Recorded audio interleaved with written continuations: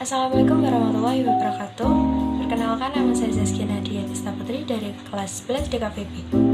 Di sini saya akan menceritakan siapakah itu sosok Hamzah Al-Fansuri. Hamzah Al-Fansuri adalah seorang ulama sufi dan sastrawan pada abad ke-16. Ia dikenal sebagai penulis pertama yang menulis tentang ide-ide panteisme dalam bahasa Melayu.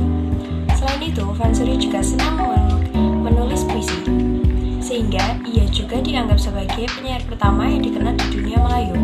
Hamzah Fansuri adalah tokoh Islam yang menyebarkan Islam melalui saluran penyebaran agama Islam yang dikenal sebagai tasawuf. Mari lebih mengenal Hamzah Fansuri.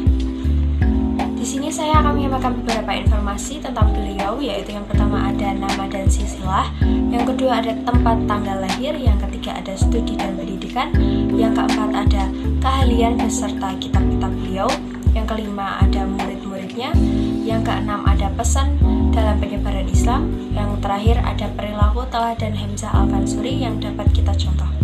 Langsung saja kita lanjut ke materi. Nama dan silsilah.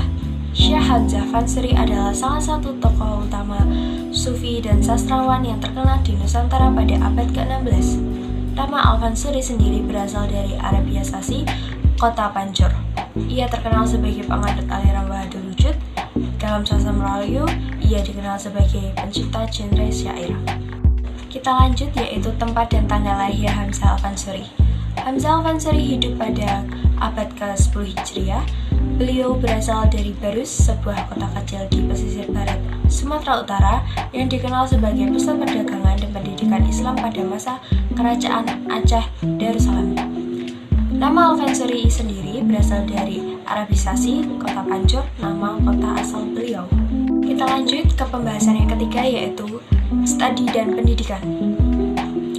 Beliau melakukan perjalanan ke berbagai negeri untuk menuntut ilmu dan menyebarkan agama Islam. Beberapa tempat yang ia kunjungi yaitu seperti India, Persia, Turki, Mesir, Mekah, dan Madinah. Di sana ia bertemu dengan para ulama dan sufi termuka seperti Syekh Abdul Qadir Jailani, Syekh Ahmad Rifai, Syekh Jalaluddin Rumi, dan masih banyak lainnya. Kita lanjut ke materi keempat, yaitu keahlian dan kitab-kitab Hamzah Fansuri.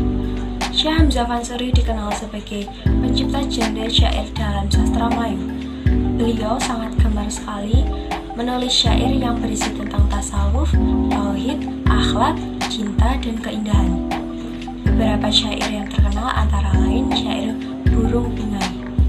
Setiap syair terdiri dari 13-21 bait, dengan setiap bait terdiri dari 4 baris yang berirama AAA.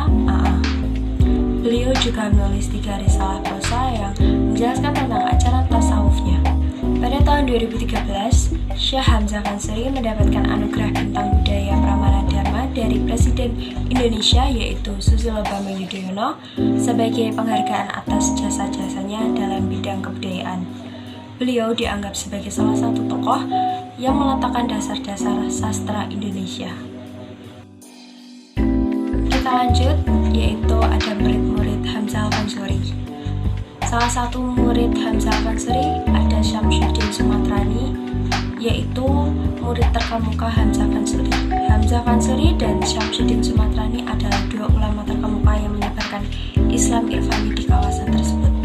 Tafsir mistisnya tidak hanya berkembang di Aceh, namun tersebar di kawasan Melayu dan mendapatkan banyak perhatian dan sambutan yang meluas dari masyarakat sekitar. Kita lanjut, ada peran Hamzah Al-Fansuri dalam penyebaran Islam. Hamzah adalah penulis pertama yang menulis tentang ide-ide panteisme dalam bahasa Melayu.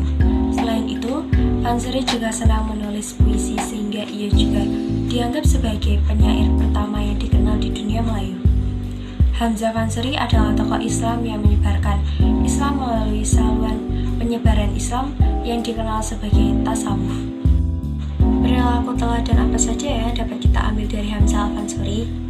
Seorang penulis produktif tentang ilmu keagamaan dalam bentuk syair, puisi, dan prosa. Dalam karya Hamzah Al-Fansuri kita dapat mengambil makna yang terkandung dalam karya-karyanya. Beliau juga seorang sufi yang berani menyampaikan pikiran secara terus terang, terutama tulisan-tulisannya.